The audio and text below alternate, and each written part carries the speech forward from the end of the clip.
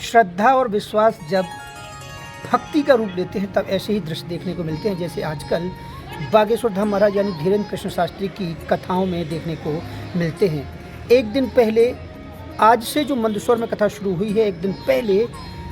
उसके लिए कलश यात्रा निकाली जाती है और ऐसा जनसमूह जनसैलाब देखने को मिलता है जो वाकई में पहले किसी ने नहीं देखा। हाँ, हालांकि इसके पहले सागर में भी इससे कहीं अधिक जनसमूह भक्तों का देखा गया था बागेश्वर धाम महाराज की कलश यात्रा में, और ये सिलसिला लगातार जारी है। और हाल ही में सभी ने देखा है कि बिहार में जब बागेश्वर धाम महाराज की कथा हुई थी, हालांकि वहाँ पर आंशिक वहाँ के प्रशासन ने, वहाँ की सरकार ने विरोध भी किया था, लेकिन जिस तरीके से उनकी कलश यात्रा में ही लाखों की संख्या में भक्त उमड़ते हैं और हज़ारों की संख्या में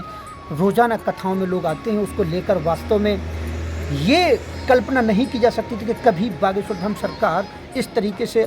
विश्व फलक पर अपना स्थान बना पाएंगे। हालांकि हमारे देश में कथाओं के आयोजन होते हैं, सांस्कृतिक कार्यक्रम होते हैं, धार्मिक कार्यक्रम होते हैं, लेकिन ऐसी भीड़ शायद ही कभी किसी की कथाओं में और कलश यात्रा में देखने को मिली है जैसे बागेश्वर धाम महाराज के देखने को मिल रही है। उसकी एक ख़ास वजह ये भी हो सकती है कि एक तो युवा संत हैं और दूसरी बात वो लगातार ऐसे मुद्दों को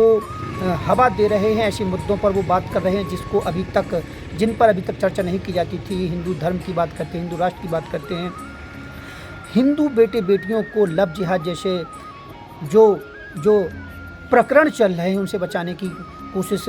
चल रही है, उनको लेकर वो अपनी बेबाकी से राय रखते हैं। तो ऐसे तमाम मुद्दे हैं जिनको लेकर धीरेन्द्र शास्त्री महाराज लगातार अपनी बात रखते हैं, और यही एक सिलसिला है, यही एक वजह है कि आज, और हालांकि भक्ति का एक अलग रूप है, वो कथाएं करते हैं, उनके बोलने का अंदाज़ बहुत अच्छा है, उनकी एक जो आभा है, उनके चेहरे की जो हाव भाव है बहुत ही बेहतरीन है और लोगों को लगातार आकर्षित करते हैं। तो अगर धीरेन्द्र शास्त्री महाराज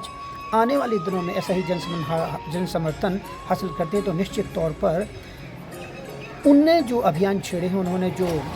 संकल्प लिए हैं वो पूरा कर पाएंगे। उनकी कलश यात्रा में भक्तों का जन सैलाब उमड़ता है, डीजे पर लोग नाचते हैं, गाते हैं, सेल्फी लेने को आतुर रहते हैं, और लगातार जब वो खुली गाड़ी में होकर निकलते हैं तो हज़ारों की संख्या में उनके स्वागत के लिए सड़कों के किनारे लोग खड़े हो जाते हैं और घंटों उनका इंतज़ार करते हैं। तो ये थी बागेश्वर धाम महाराज यानी धीरेन्द्र शास्त्री की लोकप्रियता के कुछ अंश। अब हम सीधे उन वीडियो के साथ, उन दृश्यों के साथ आपको ले चलते हैं जहाँ पर कलश यात्रा में ही उनको लेकर क्या दीवानगी, उनको लेकर कैसा भक्तिभाव है, सीधे आप उनको दृश्यों के साथ छोड़ जाते हैं। जय बागेश्वर धाम सरकार, जय बालाजी सरकार।